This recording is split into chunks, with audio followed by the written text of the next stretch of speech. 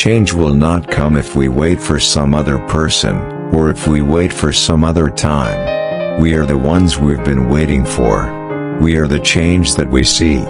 In the unlikely story that is America, there has never been anything false about hope. In the face of impossible odds, people who love this country can change it. If you're walking down the right path and you're willing to keep walking, eventually you'll make progress. We don't ask you to believe in our ability to bring change. Rather, we ask you to believe in yours. Nothing can stand in the way of the power of millions of voices calling for change.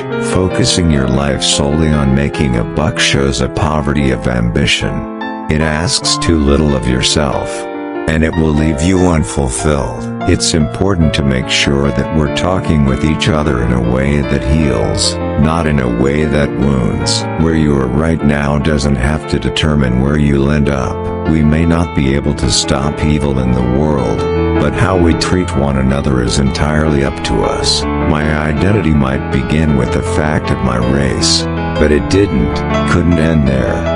At least that's what I would choose to believe. A nation that can't control its energy sources can't control its future.